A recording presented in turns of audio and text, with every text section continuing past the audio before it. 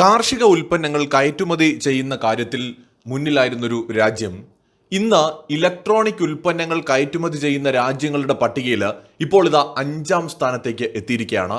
പറഞ്ഞു വരുന്നത് നമ്മുടെ രാജ്യത്തെക്കുറിച്ചാണ്, ഇന്ത്യയെക്കുറിച്ചാണ്, നമ്മുടെ ഭാരതത്തെക്കുറിച്ചാണ്. രാജ്യത്ത് കയറ്റുമതിയിൽ ഉണ്ടായിരിക്കുന്ന കുതിപ്പുമായി ബന്ധപ്പെട്ട് പുറത്തു വന്നിരിക്കുന്ന ഡേറ്റ ഏതൊരു ഇന്ത്യക്കാരനെയും തീർച്ചയായും സന്തോഷിപ്പിക്കുന്നതാണ്. നമ്മുടെ ഭാവി എത്രത്തോളം ശോഭനമായിരിക്കുമെന്ന് ഉറപ്പു നൽകുന്നതുമാണ്. ഏപ്രിൽ ഡിസംബർ കാലയളവിൽ മാത്രം രാജ്യത്ത് ഇലക്ട്രോണിക്സ് ഉൽപ്പന്ന കയറ്റുമതിയിൽ 22.24% വർധനവ് ഉണ്ടായിരിക്കുകയാണ്. 2023-24 സാമ്പത്തിക വർഷത്തിൽ ആദ്യത്തെ 9 മാസം കൊണ്ട് തന്നെ ഇലക്ട്രോണിക്സ് ഉൽപ്പന്ന കയറ്റുമതി $2,000 കോടി, അതായത് 1,66,00,000 കോടി രൂപ കടന്നിരിക്കുകയാണ്. ആപ്പിൾ ഐഫോൺ അടക്കമുള്ള സ്മാർട്ട് ഫോൺ കയറ്റുമതിയിലുണ്ടായ വർധനവും നേട്ടത്തിന് കാരണമായി. ഇന്ത്യ സെല്ലുലാർ ആൻഡ് ഇലക്ട്രോണിക്സ് അസോസിയേഷന്റെ കണക്കനുസരിച്ച് ഇക്കാലയളവിൽ മൊബൈൽ ഫോൺ കയറ്റുമതി $1,050 കോടി എത്തി. ഇലക്ട്രോണിക്സ് ഉൽപ്പന്ന കയറ്റുമതിയിൽ 52% ഇതാണ്. അതായത് നമ്മുടെ അശ്വിനി വൈഷ്ണവ്, കേന്ദ്രമന്ത്രിയായിട്ടുള്ള അശ്വിനി വൈഷ്ണവ് ഒരു ട്വീറ്റ് ചെയ്തിട്ടുണ്ട്.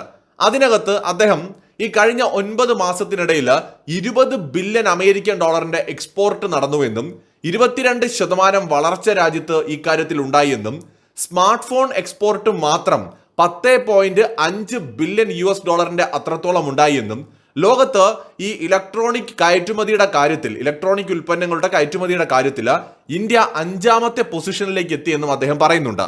ഇത് വളരെ വളരെ സന്തോഷം നൽകുന്ന ഒരു വാർത്തയാണ്. 2022-23 സാമ്പത്തിക വർഷം ഇലക്ട്രോണിക്സ് ഉൽപ്പന്ന കയറ്റുമതി $2,360 കോടി. അതായത് ഏകദേശം 1,96,00,000 കോടി രൂപ. ഇതിൽ സ്മാർട്ട് ഫോണുകളുടെ വിഹിതം 43% 2023-24 രാജ്യത്ത് നിന്നുള്ള സ്മാർട്ട് ഫോൺ കയറ്റുമതിയിൽ ഐഫോൺ മുന്നിലേക്ക് വന്നു എന്നൊരു പ്രത്യേകത കൂടിയുണ്ട്. ഡിസംബർ വരെ $700 കോടി കയറ്റുമതിയാണ് ഇന്ത്യയിൽ നടന്നിരിക്കുന്നത്. നോക്കൂ, എത്ര വലിയൊരു മാറ്റം രാജ്യത്ത് സംഭവിച്ചിരിക്കുകയാണ്. ഞാൻ വീണ്ടും പ്രേക്ഷകരുടെ ശ്രദ്ധ ഒരു 10 വർഷം മുമ്പിലേക്ക് കൊണ്ടുപോകണം. നമ്മൾ 10 വർഷം മുമ്പ്, നമ്മൾ ഈ വീഡിയോ കാണുന്ന എല്ലാവരും ഉണ്ടായിരുന്നു. അപ്പോൾ നമുക്ക് സ്വാഭാവികമായിട്ടും സ്മാർട്ട് ഫോണുകൾ വന്നൊരു കാലഘട്ടമാണത്. ആൻഡ്രോയിഡിന് തൊട്ട് മുമ്പ് വരെ നോക്കിയ ഫോണുകൾ വിപണി കൈയടക്കിയിരുന്ന കാലം. അതിനുശേഷം സാംസങ് പതിയെ വരുന്നു, പിന്നീട് ആൻഡ്രോയിഡ് അവതരിപ്പിക്കപ്പെടുന്നു. ഇന്ത്യൻ വിപണിയെ കുറിച്ചാണ് ഞാൻ പറയുന്നത്. ഇതിനിടയിൽ ചൈനീസ് ബ്രാൻഡുകൾ, അതായത് 100 ചൈനീസ് കമ്പനികൾ ലോക്കൽ ഫോണുകളുമായിട്ട് ഇന്ത്യൻ വിപണിയിലേക്ക് എത്തുകയുണ്ടായി. അവയിൽ പലതുമാണ് ഇന്നത്തെ വലിയ ബ്രാൻഡുകളായിട്ടൊക്കെ മാറിയിരിക്കുന്നത്.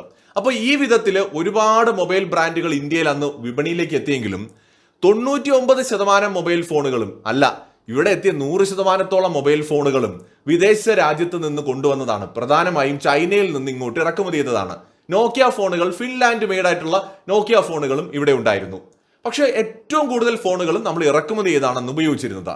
നമ്മുടെ ഇന്ത്യൻ ബ്രാൻഡായിട്ടുള്ള മൈക്രോമാക്സ് നിങ്ങൾ ഓർക്കുന്നുണ്ടാവും. നമ്മൾ അഭിമാനത്തോടു കൂടിയാണ് ഇന്ത്യൻ ബ്രാൻഡ് എന്നൊക്കെ പറഞ്ഞത് വാങ്ങുന്നത്. പക്ഷെ അത് വാങ്ങിയിട്ട് അതിന്റെ ബാക്കിലെ ബാറ്ററി ക്യാപ്പ് തുറന്ന ബാറ്ററി ഒന്ന് ഇളക്കി നോക്കിയാൽ മെയ്ഡ് ഇൻ ചൈന എന്ന് വലിയ അക്ഷരത്തിൽ അവിടെ എഴുതി വെച്ചിട്ടുണ്ട്.